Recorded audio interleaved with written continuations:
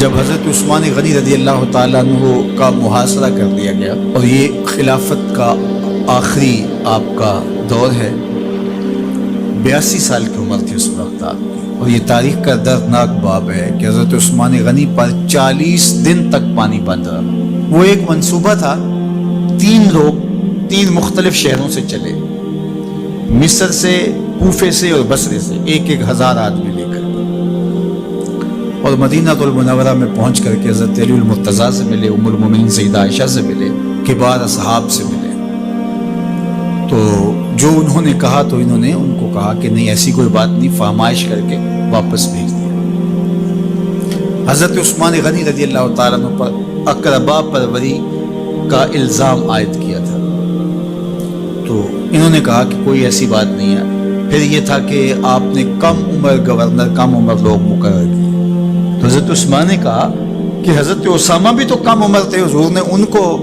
اگر مقرر کیا ہے تو یہ تو مثال ہمارے سامنے موجود ہے،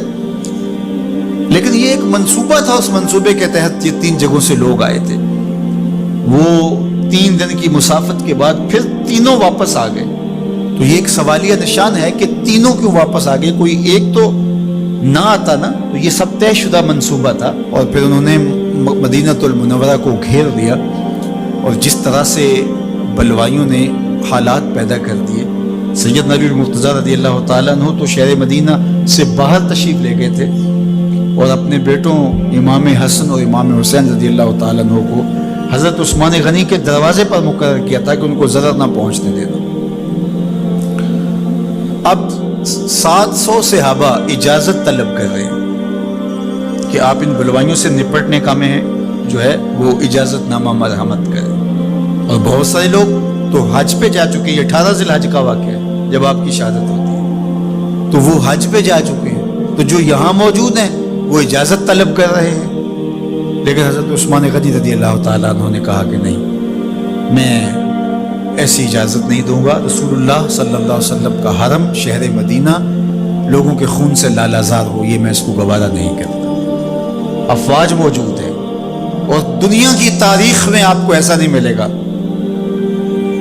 کہ اتنی بڑی حکومت کسی کے پاس ہو اور وہ خود گھیر لیا جائے، اس کا پانی بھی بند ہو جائے، اور وہ حکم دے کہ نہیں، میرے لیے آپ ایک قطرہ بھی خون نہیں بہائیں گے۔ بلکہ آپ کے غلاموں نے جب تلواریں اٹھا لی تو آپ نے فرمایا کہ میرا حکم ہے کہ تم تلواریں نیچے رکھو، بلکہ میں تمہیں یہ آفر دیتا ہوں کہ جو غلام لڑے گا نہیں اور یہ میرے سے عہد کرتا ہے وہ آزاد ہے۔ حضرت ابو ہریرہ رضی اللہ تعالیٰ عنہ، حالانکہ یہ پڑھنے پڑھانے والے لوگ تھے، تعلیم و تعلم سے ان کا تعلق تھا، لیکن وہ بھی تلوار لے کے حضرت عثمان غنی کے دفاع میں آ گئے، لیکن حضرت ابو ہریرہ رضی اللہ تعالیٰ عنہ کو بھی حضرت عثمان غنی روک دیتے۔ مالک بن اشتر کہنے لگا کہ ہم آپ کی دستبرداری کے خواہاں ہیں، آپ خلافت سے دستبرداری اختیار کر لیجیے۔ تو حضور علیہ الصلوۃ والسلام کے اس جانثار صحابی نے حضرت عثمان غنی نے فرمایا یہ نہیں ہو سکتا، دستبردار کیوں نہیں ہوئے، لگتا تھا یہ سب سے زیادہ آسان تھا، لیکن حضور نے ارشاد فرمایا تھا اے عثمان، تمہیں اللہ ایک قمیص پہنائے گا، لوگ اس کو اتارنا چاہیں گے، تم کبھی نہ اتارنا۔ تو اس سے مراد خلافت کی قمیص ہے، اور ان کی شہادت کی خبر بھی اللہ کے محبوب علیہ السلام نے دی تھی، اور اگر آپ دستبردار ہو جاتے تو یہ ایک کھلونا بن جاتا، بازیچہ بن جاتی خلافت، چند آدمیوں کے پریشر سے خلافت سے دستبرداری کرنا پڑتی۔ اچھا، ایک یہ سوال بھی پیدا ہوتا ہے، چند باغی تھے، ان کو کس طرح کچل دیا جاتا، لیکن حضرت عثمان غنی یہ نہیں چاہتے تھے۔ ایک تو یہ کہ مدینے کی حرمت پامال نہ ہو، اور دوسرا پورے عالم اسلام کو آگ لگانے کا جو منصوبہ تھا، 3 مختلف شہروں سے 1,000 آدمی لایا گیا ایک منصوبے کے تحت، اور انہیں لاشیں چاہیے تھیں، اور جو ان کے پیچھے کام کر رہے تھے نادیدہ ہاتھ، ان کا منصوبہ یہ تھا کہ یہاں سے مختلف سمتوں میں، یہ تینوں شہر مختلف سمتوں میں تھے، تینوں سمتوں میں جب لاشیں جائیں گی تو پورے عالم اسلام کو ہم جو ہے وہ خانہ جنگی کی آگ میں دھکیل سکیں گے۔ تو حضرت عثمان غنی ان سازشوں سے آگاہ تھے، تو سب سے اہون اور آسان یہ تھا کہ قربانی پیش کر دی جائے، اور پھر انہوں نے سن بھی رکھا تھا کہ 2 شہید ہیں، شہید تو انہوں نے بہرحال ہونا ہے، تو لہٰذا میں خلافت سے دستبردار بھی نہیں ہوں گا، اور شہر مدینہ کی حرمت بھی پامال نہیں ہونے دوں گا، اور تیسری بات یہ ہے کہ میں خود مظلوم شہید کر دیا جاؤں، تو آپ نے یہ گوارا کر لیا۔ تو 18 ذوالحج تھا، جمعے کا ہی دن تھا، اور حضرت عثمان غنی رضی اللہ تعالیٰ عنہ روزے سے تھے، عصر کا وقت تھا، قرآن مجید کی تلاوت کر رہے تھے۔ حضرت امام حسن، امام حسین اور حضرت عبداللہ بن زبیر اور دیگر لوگ آپ کے دروازے پہ پہرا دے رہے تھے، لیکن باغی پچھلے گھر سے دیوار پھلانگ کے آپ کے گھر میں داخل ہوئے اور تلوار سے وار کیا۔ آپ کی زوجہ حضرت نائلہ آگے بڑھی اور ہاتھ سے روکنا چاہا، آپ کی انگلیاں کٹ گئیں۔ پھر دوسرا وار کیا تو حضرت عثمان غنی رضی اللہ تعالیٰ عنہ کا دایاں ہاتھ کٹ کے گر گیا۔ حضرت عثمان غنی رضی اللہ تعالیٰ عنہ نے افسوس کیا اور کہا کہ تم نے وہ ہاتھ کاٹ دیا جس سے میں وحی کی کتابت کیا کرتا تھا۔ پھر اس کے بعد آپ پر 9 وار کیے گئے اور آپ کو شہید کر دیا گیا، اور آپ کا خون قرآن مجید پڑھتے ہوئے اس آیت پہ گرا، فَسَيَكْفِيكَهُمُ اللَّهُ وَهُوَ السَّمِيعُ الْعَلِيمُ۔ تو حضرت عثمان غنی رضی اللہ تعالیٰ عنہ مظلوم شہید کیے گئے، بھوکے اور پیاسے شہید کیے گئے، ظلماً شہید کیے گئے۔ حضرت عبداللہ بن عمر رضی اللہ تعالیٰ عنہ فرماتے ہیں کہ حضور فتنوں کا ذکر کر رہے تھے کہ فتنے ہوں گے، بہت بڑے فتنے ہوں گے، تو ایک شخص نے چادر اوڑھی ہوئی تھی اور وہ مجلس واعظ کے قریب سے گزرا جہاں حضور کچھ ارشاد فرما رہے تھے، تو آقا کریم نے اشارہ کر کے کہا اس دن یہ شخص حق پہ ہوگا۔ عبداللہ بن عمر کہتے ہیں کہ میں اٹھا اور جا کے دیکھا تو وہ حضرت عثمان تھے، تو میں نے حضرت عثمان کے چہرے کو پکڑ کے تھوڑا سا حضور کی جانب کیا اور میں نے کہا حاضہ حضور، یہ اللہ کے محبوب فرمایا ہاں یہی، جب فتنے ہوں گے تو فرمایا یہ حق پہ ہوگا۔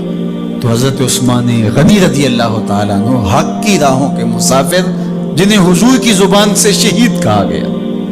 اور شہید کسی کا انجام ہوتا ہے،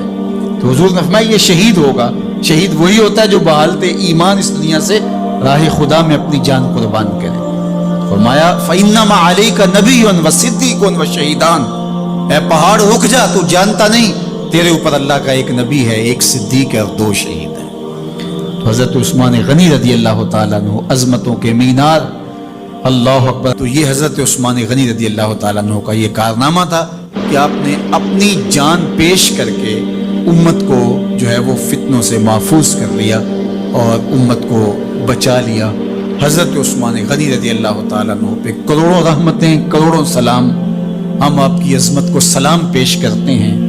عقیدتوں کا خراج پیش کرتے ہیں۔ حضور کی خدمت میں ایک جنازہ لایا گیا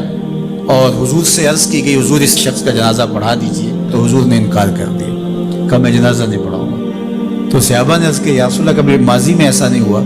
جب بھی کوئی جنازہ لایا جاتا ہے تو آپ جنازہ پڑھا دیتے ہیں اور آپ نے آج انکار کر دیا ہے۔ تو فرمایا یہ شخص میرے عثمان سے بغض رکھتا تھا اور اس کو اللہ نے بھی اپنی رحمتوں سے محروم کر دیا ہے۔ حضور نے اس شخص کا جنازہ نہیں پڑھایا جو مبغض عثمان غنی رضی اللہ تعالی عنہ۔ تو اب آپ اندازہ کیجئے وہ کتنا بدبخت شخص ہے جو حضرت عثمان سے بغض اور دشمنی رکھتا ہے۔ حضرت عثمان غنی رضی اللہ تعالی عنہ سے اللہ کے محبوب علیہ السلام نے کتنی خوبصورت ارشاد فرمائی، میں اس سے حیا کیوں نہ کروں جس سے اللہ کے فرشتے بھی حیا کرتے ہیں۔ یعنی عثمان غنی وہ ہیں جس سے اللہ کے فرشتے بھی حیا کرتے ہیں، اور جو عثمان غنی کا حیا نہیں کرتا اس سے بڑا بے حیا کون ہو سکتا ہے۔ حاکم نے مستدرک کے اندر روایت ذکر کی ہے کہ بہت سارے صحابہ حضور کی بہت ساری خوبیوں کے مظہر تھے، اور سب سے زیادہ حضور کے خلق کے مشابہ حضرت عثمان غنی رضی اللہ تعالیٰ، اور خلق میں سب سے اونچا درجہ حیا کا ہوتا ہے۔ تو حضرت عثمان غنی رضی اللہ تعالیٰ عنہ حیا کے اس مقام پہ فائز المرام تھے جو انہی کا مقصوم تھا۔ اللہ ہمیں حضور کے اہل بیت، حضور کے اصحاب، بلکہ حضور کے در کی مٹی کی تعظیم بھی نصیب کرے۔ اقبال نے کہا تھا خاک طیبہ از دو عالم خوش ترست، آن خنک شہرے کے آنجا دل برست۔ ہمیں تو طیبہ کی مٹی بھی اچھی لگتی ہے اس لیے کہ وہاں محبوب جو رہتے ہیں، تو محبت تو اس چیز کی متقاضی ہوتی ہے، محبوب کی راہوں کو بھی سلامی پیش کی جائے۔ تو جو حضور علیہ السلام کے ساتھ منسوب اتنی وقی نسبتیں ہیں ان کا احترام کیوں نہیں کریں گے؟ تو حضرت عثمان غنی تو داماد رسول ہیں، حضرت عثمان غنی تو نورین ہیں، حضرت عثمان غنی تو حضور علیہ الصلوۃ والسلام کے محبوب اور حضور علیہ الصلوۃ والسلام کے پیارے ہیں، ان کو جنت کی بشارت دی گئی ہے، عشرہ مبشرہ میں سے ہیں، 4 جلیل القدر خلفاء میں ان کا نام شامل ہے، اور پھر حضور کی 2 صاحبزادیاں ان کے نکاح میں آقا کریم نے ان کو شہید خود قرار دیا، اور میرے اور آپ کے آقا و مولا نے کہا آج کے بعد کوئی عمل عثمان کو نقصان نہیں دے گا، اور کہا عثمان سے میں حیا کیوں نہ کروں، اس سے اللہ کے فرشتے بھی حیا کریں۔